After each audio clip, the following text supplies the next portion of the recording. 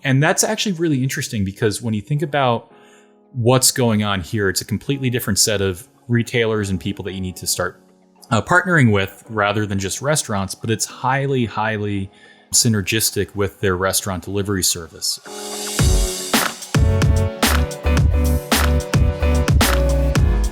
Hey gang, it's Tuesday, May 25th. Eric and listeners, welcome to the Behind the Numbers Daily, the new marketer podcast made possible by VTEX. I'm Marcus, and today I'm joined by a familiar voice.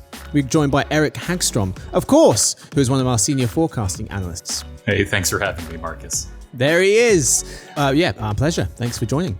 Today's fact, Chow Smith was always an avid runner, and in 2017, she decided she would complete 7 marathons in 1 week across all of the continents. None of that makes sense. 7 marathons, first of all. 1 week, what are we doing? On all the continents? Traveling made it challenging. For example, Smith made the race in Egypt just minutes before the start because her plane to Cairo was delayed. But despite the obstacles, she completed her goal, 7 marathons in 1 week across all of the continents. It's not even the best part of it. She did this to celebrate her 70th birthday. 70 years old. I went to the grocery store earlier. I was out of breath. Had to lie down when I got home. Ciao. You show us all up, but you also inspire us. Today's real topic, Uber and DoorDash.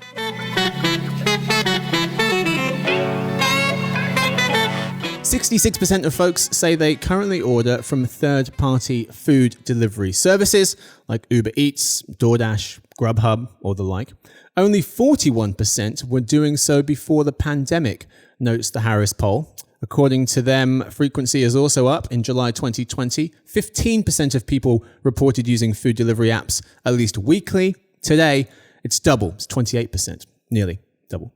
Food delivery did indeed explode last year as people stayed indoors to try and help contain the coronavirus pandemic. Today, we are digging deeper into 2 such food delivery companies that also dabble in other things. One of them doesn't just dabble in other things. It started in a very different space. It started in ride-hailing. That company would be Uber. We'll start with them.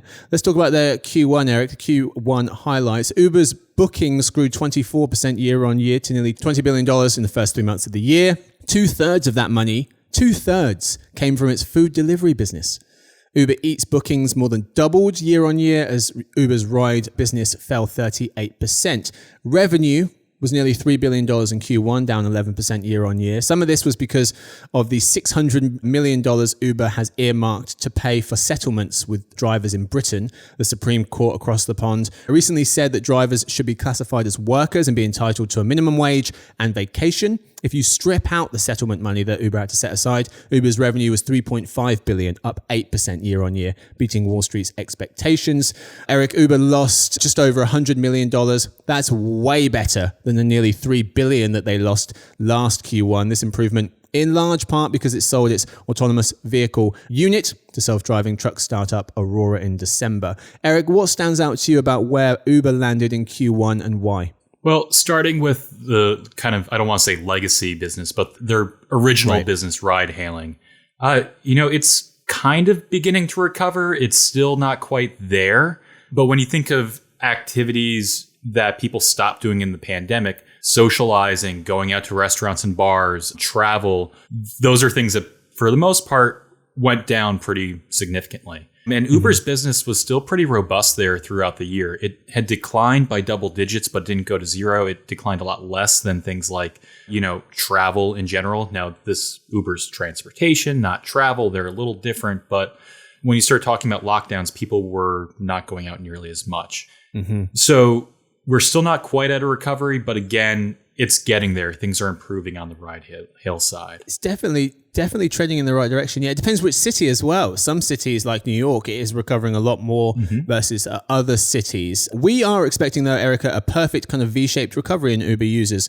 2019 to 2021, we say 54 million, 38 million, then back up to 54 million, and then continuing to tick up onwards from 2021 into the future. Same recovery for Lyft. But we're still, we're only in May. We've still got a lot of the year to get through for those numbers to get back to where they once were. The other problem is they're struggling to find drivers. There's a shortage of drivers. Many still hesitant to ferry people instead of delivering food. This has pushed up prices. Uber says that it had 3.5 million active drivers and couriers in Q1. It's still down 22% year on year. Yeah. And when you look at, first off, the numbers that that Marcus was quoting are only looking at ride hail. So when you look at their total platform, though, it actually performed pretty well when you add back the Ubereats, because that didn't completely make up for the losses in ride hail, but it grew pretty significantly.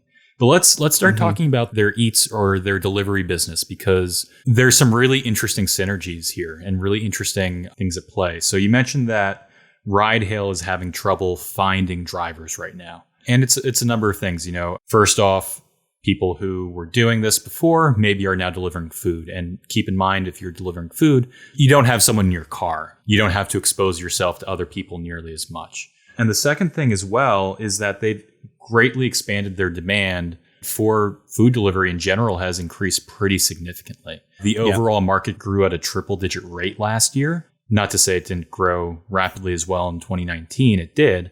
But this was a clear beneficiary of the pandemic. And now Uber Eats is larger than, their kind of legacy original mobility business. And we have some new numbers, right? We have some new digital restaurant marketplace sales numbers. And also you guys broke it out by company. Yeah. DoorDash, Grubhub, Postmates, and Ubereats. Uber now owns Postmates. But talk us through those numbers, if you will. Yeah. So when you look at the market in the US specifically, now when I mentioned that Uber Eats is larger than the ride hail business, that's on a global basis. That's not quite true for the US because the businesses are just a little bit different in how they skew. But when you look at the US specifically, the market grew pretty incredibly. And when you look at third party, well, I don't like the term third party, but this kind of, restaurant marketplace sales figure, everyone grew, and it's a very concentrated market with really three players in DoorDash, Uber Eats, and Grubhub, who's more of a legacy player, and they're kind of fading. They got bought out by Just Eat Takeaway fairly recently. And the market's grown for a number of reasons. There obviously is the demand issue where people don't want to eat at restaurants, but are comfortable ordering takeout and having it delivered to them. But the bigger deal is that there was a major technological change that happened in kind of the 2017, 2018 era with DoorDash and Uber Eats, where they started using their own fulfillment networks to deliver food from restaurants. So Grubhub, when you look at what their business has been historically, is they would work with restaurants that were already doing delivery. So pizza places, wings, Chinese takeout, that sort of thing.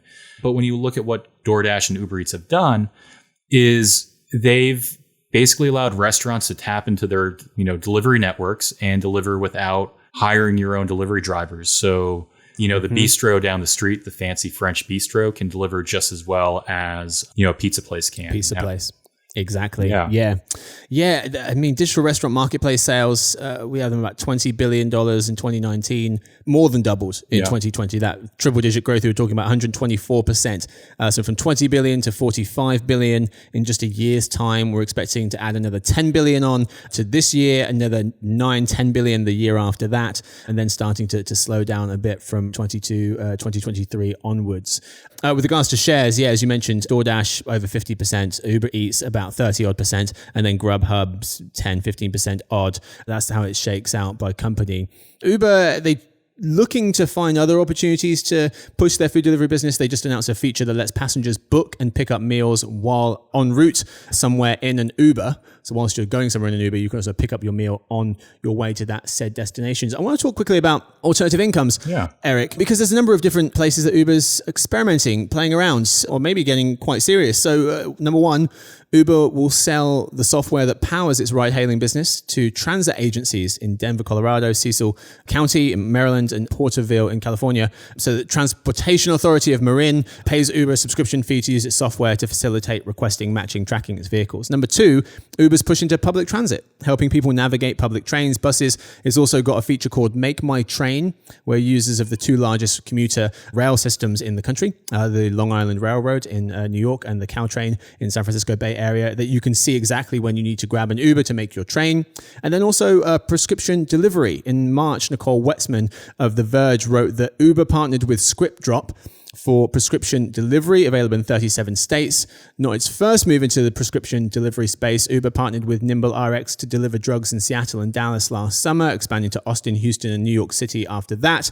Uber also offers a tool that lets doctors book rides for patients to and from appointments. So them selling their ride-hailing software, the public transit, prescription delivery, which of these initiatives would you put your money on working out for them, or are there others? Yeah, so I think that these are all interesting experiments, but there is a fourth that is actually growing rapidly and is actually approaching a pretty significant scale. And Uber calls it their new verticals delivery, but it's really grocery, convenience, and alcohol delivery. Now, Uber made a pretty big acquisition of Drizzly, who is one of the largest, if not the largest, online alcohol sellers in the US. They partner with local liquor stores to help deliver alcohol and provide online ordering. They also purchased Postmates as well to help build out this capability, and Corner Shop as well. And in this past quarter, so Q1 of 2021, grocery, convenience, and alcohol on a worldwide basis had reached a $3 billion annualized run rate after really being launched in mid-2020. And that's actually really interesting because when you think about what's going on here, it's a completely different set of retailers and people that you need to start partnering with rather than just restaurants, but it's highly, highly synergistic with their restaurant delivery service. Marcus, you mentioned earlier that drivers don't want to drive for Uber ride hail at the moment because they'd rather drive for food delivery. And basically Uber and also DoorDash's kind of thesis in this space is that, driver pay is probably the most important thing to keeping drivers on your platform. You can either pay them more per trip or give them more trips. By starting to bundle in more services, more delivery services, whether it's grocery delivery, alcohol delivery, convenience delivery, or even prescription delivery, you can keep your drivers busier and have them deliver more per hour and have higher earnings and keep them off of other platforms, most notably. Yes, because I believe that them ferrying passengers around is better money. But to your point, if you can increase their frequency with delivering food, drink, other stuff, then they can make the same or similar. Yeah. And I mean, obviously there's a lot of logistical issues in this space. It's not going to be easy for Uber to expand, and challenge someone like an Instacart or a Walmart or an Amazon in the space. But again, there's some interesting early results from the business. Yeah, very tough space to be in. Carol Ryan of the Wall Street Journal was saying, quote, in certain cities, you can now order a quart of milk on Uber Eats on the app and have it arrive at your door in less than 15 minutes. She asks, is their recent push into delivering groceries a smart move by online takeout platforms or an unwise attempt to keep growth-hungry investors happy at any cost, close quote. Yeah, we'll absolutely see. Eric, you were saying there's another revenue stream which is interesting you as well with regards to Uber. Yeah, so let's focus in on the grocery business for a second. There's another major player in the online grocery space that's been very buzzy and growing quite a bit, and that's Instacart. And now their grocery business is obviously quite a bit larger than Uber's, but one of the things that they've pushed and been fairly successful at is advertising. They're able to go straight to CPG brands and say, hey, look, we have this audience who's buying your goods from grocery stores on our service. We can offer you tools that help you appear higher in search results or help market your product to these specific consumers. Now, as Uber moves into that space, the ad business is going to become even, more important to them. But, also long term, Dara Khosrowshahi, Uber CEO, has said that he does. That's how you say it. I'm pretty sure I got it right. I'm pretty sure you bloody nailed it, my friend. Wow. I've practiced it before. I've wondered that for decades. Okay, thank you for figuring that out for us. I really hope it's right, because I've said if anyone needs help saying his name, you get in contact, podcast@marketer.com. Eric will come help you. Sorry, I hope I can. But he's stated before that he does view that for every dollar that flows through the restaurant-specific business, they should expect a few cents of advertising to follow along. And I mean, keep in mind, the way that Uber Eats makes money is they charge a fee to the consumer, but they also take a cut of the overall merchandise sale on their platform. Yep. So this is just another way for them to adjust their take rate moving forward. Uber certainly trying to become a one-stop delivery behemoth. Maybe some advertising mixed in there as well. It also seems, Eric, as though they're much more focused on the short and medium-term businesses, as you mentioned, buying Corner Shop, Postmates, Drizzly, versus some of the moonshot ventures that they'd been dabbling in and have now sold, like autonomous vehicles, its aerial taxis division as well. Let's talk about DoorDash. DoorDash Q1 highlights. How did they do? DoorDash recorded over $1 billion in revenue in Q1. Way better than the $350 million it made last Q1 and the $200 to $300 million that it was making in each of the previous 4 quarters before the pandemic. However, the company warned that the days of breakneck growth are ending as vaccinations sweep the country and the economy crawls toward reopening. They forecast a major slowdown in new food orders for 2021. Eric, what do you expect to see from DoorDash in 2021 now that we have 1 quarter in the books? Yeah, so 2 things. So everything that we said about Uber's food delivery business fits for DoorDash. They're doing the same thing. Mm-hmm. And honestly, they're a little bit more focused. They're really only available in the US. They have some foreign markets that they operate in, but it's mostly, almost entirely the US. And they're basically running the same playbook. And I actually think that Uber's, looking to them more than the other way around, of course. Mm-hmm. DoorDash being quite a bit larger in the US, where yes, they have their large food delivery business, but they also are expanding into other verticals, namely grocery, convenience, and alcohol. And something that DoorDash is doing specifically that Uber is not, or isn't to nearly the same extent to my knowledge, is expanding into their own owned and operated ghost kitchens and kind of ghost convenience stores. So this is taking a page out of Travis Kalanick's Cloud Kitchens, who's the founder of Uber. That's what he's doing now, operating kitchens that anyone can start a restaurant up with, minimal startup, and GoPuff as well. Kind of rent out. Yeah. Yeah. Who's also operating these kind of ghost convenience stores. So we were talking before we record about DoorDash recently buying Chaobotix. So it's a company founded in 2014. They operate a fresh food vending machine called Sally because it's a salad vending machine. Very clever. Although they also offer customizable grain and poke bowls, cereal snacks. Customers order using a touch screen at the front, and then it's got 22 compartments that mix together various greens, vegetables, fruits, nuts, things like that. It's being used in universities, hospitals, grocery stores. You were saying that you think that this acquisition fits into that ghost kitchens concept. Yeah. I mean, you start talking about some of these robotic deliveries, and keep in mind, this was a very small acquisition. It's interesting in a lot of ways, but the fact that they're moving into trying to own some of their own supply, I think is just brilliant in a lot of ways. Locks down, supply of restaurants. No one's forcing any restaurant to work with Uber or DoorDash. Unfortunately, because of the realities of the pandemic, many have had to or felt that they've had to. I think that a lot of the growth in the overall market is going to have to come from these ghost kitchens and things like that, which may, delivery focused restaurants, which may have, a different margin structure than a standard sit down restaurant. Because the margins in here are rough, to be brutally honest.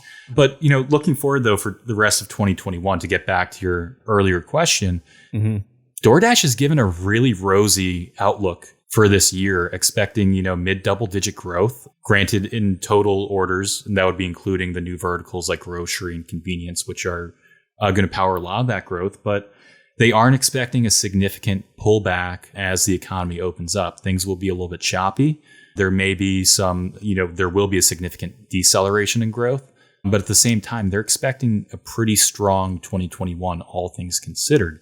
And, in their shareholder letter, I'm paraphrasing here, but they basically said that, in the US, yes, people changed their habits quite a bit, but most of the US was not under the kinds of severe lockdowns that you saw in Europe or other parts of the world. So a lot of their business is actually based in the suburbs, not based in, your major cities, unlike a Grubhub or an Ubereats. And life changed for sure, but it wasn't as dramatic. So the changes that are going to happen in 2021 when things reopen, where DoorDash has the majority of their business, aren't going to be as dramatic as what we're going to see in New York. It isn't going to be as dramatic as what we see in London or Paris or Tokyo or Seoul. So they are expecting that the gains that they had from 2021 will largely keep, and they'll build off of that as, existing user cohorts continue to grow. And that's a really interesting point in the suburbs, because Edison trends show that DoorDash and Uber Eats shares of meal delivery business were practically neck and neck in September 2019, hovering around 30% each. Just a year later, DoorDash opens up a 20 percentage point gap on Uber Eats. And the question was, how is it able to do that? Luis Santiago and Pratika Rana of the Wall Street Journal said exactly what you did. They pointed to DoorDash's strategy. They expanded into suburbs. Rivals focused on big cities. Now DoorDash is also ahead in a lot of major US cities: Dallas, Houston, DC, Atlanta, San Francisco, Minneapolis. But the Wall Street Journal was noting that, quote, with little competition in the suburbs, DoorDash earned big bucks from families placing large orders and also prioritized expanding the number of restaurants on its app. Uber Eats focused on restaurants with fast delivery, close quote. And I think that, in a couple of years, there's going to be a lot of case studies written about this specific competition between Uber Eats and DoorDash. They're largely similar services on the surface, but their strategy has been wildly different. Uber's focused incredibly strongly on the major cities, mainly New York, San Francisco, that sort of thing, and has focused on cities because you pay your drivers based on time and delivery, and you can fit in as many orders per hour per driver. You're going to have a more profitable service. Whereas DoorDash took a little bit of a different approach and said, okay, let's focus on the suburbs. There's not as much competition. And there's also families. They have larger order values. And if you're compensating your drivers based on, distance and time of delivery, yes, you're going to pay your drivers more, and you're not going to get as many deliveries per hour, but people are ordering for 3 or 4 people instead of 1 or 2, which drives those order values up and makes the business a little bit more sustainable. A few other points really quickly on DoorDash. A couple of good things. DoorDash's monthly subscribers more than tripled with 5 million in September 2020 to 1.5 million in January. 86% of its orders coming from existing customers in Q3 of last year. So that's positive. And then the second thing here, a good thing, Elliot Brown, Wall Street Journal, saying despite having only posted a single profitable quarter in its history, DoorDash's market cap is around $45 billion. That makes it slightly less valuable than Chipotle and Domino's combined. DoorDash was valued at $16 billion in private funding around less than 9 months ago. The not so good parts, regulation, still a concern. A full ballot measure in California backed by DoorDash gives workers additional benefits. Also caps commissions DoorDash can collect on food orders to help restaurants. So commissions and how much they pay their drivers, always a kind of ongoing concern. And also, Eric, no one's making money from food delivery. DoorDash, as I mentioned, had one profitable quarter. Everyone else lives in the red. And just to be clear too, not only is DoorDash and Uber Eats and all these others losing money, their unit economics may be good, but they're losing money in total. This isn't good for the restaurants. Depending on the restaurant, they might be losing money on each and every order they run through these services because they're taking anywhere from 10 to 30% cut of the order, which might be their margin. Yeah, great point. Finally, on the Chaobotix thing, I was thinking this is a crazy idea. Why would you want to get a salad out of a vending machine? And then in the commercial, they have like I guess she's a doctor, some kind of physician, and she's saying like, I don't have time to grab. Now she's paid to be in the commercial, but still the idea of someone with no time whatsoever to try and grab food in the middle of the day, as opposed to having to reach for a sugary snack from a vending machine, being able to eat a salad instead, I thought was pretty cool. That's what we've got time for the first half of the show. It's time now for the halftime reports, where we summarize the key takeaways from a lead story in 30 seconds before In Other News, which is the second half of the show. Eric, your takeaways from the first half are... Moving forward, these food delivery companies are going to move into non-restaurant delivery verticals to try and continue the growth that they've seen over the past year or so. And there are synergistic benefits from doing this. They can keep their drivers busier and off of other apps, because keep in mind, these drivers are not employees. They are independent contractors who can decide to not work if they want. They can decide to work if they want. You have to provide a lot more value, and with inflation going up and unemployment benefits, stronger than ever, and minimum wages increasing, Uber and DoorDash are going to have to increase what they're paying to drivers in one way or another. That's all we've got time for the lead story. Time now for In Other News. But first, a quick word from our sponsor, Vtex.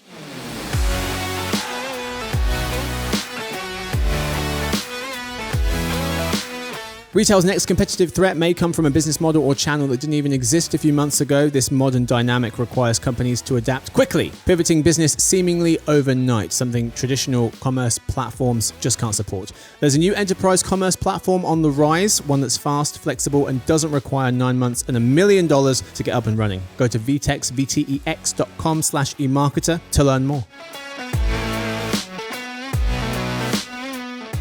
Folks, we are back today in other news. How many digital subscribers did the New York Times add in Q1? NBC Universal is considering whether to put its regional sports channels on Peacock. And what were some of the highlights from this year's NewFronts?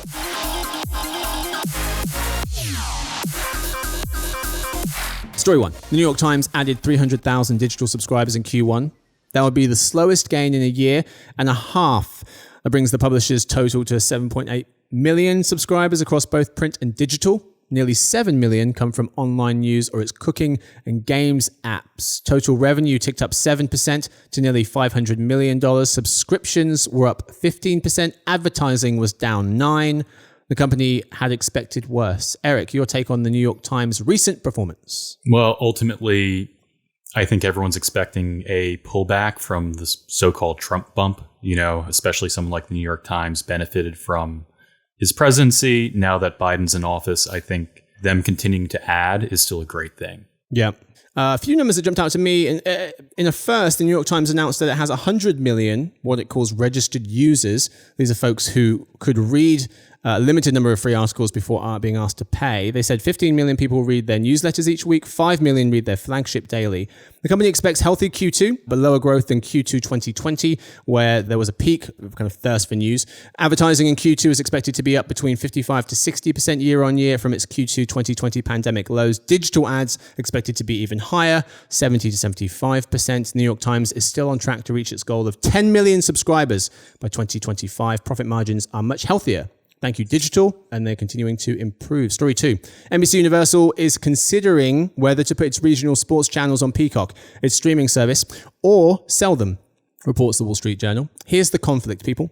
If sports move over to Peacock, some Comcast subscribers might be tempted to cut the cord. If the sports programming they watched through cable, Comcast jumps ship over to streaming. Peacock. In addition, NBC Universal would have to charge more for Peacock to cover rights fees.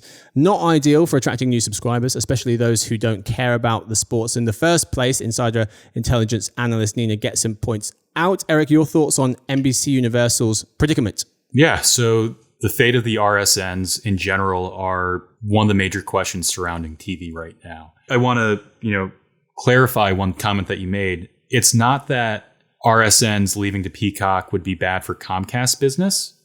It's that it would allow all of the other pay TV providers, the cable and satellite providers, to drop these RSNs or negotiate significantly lower fees or affiliate fees because it's now available outside of the cable bundle. And that's the crux of the issue, because your average cable subscriber is spending, a couple bucks every month just for these RSNs, whether or not they actually watch them. So it's going to be really difficult for them to replace that revenue by going over the top. I wouldn't be surprised if they spun them off, but we'll see what happens. This is probably the one area in TV that's going to, have the most question marks moving forward.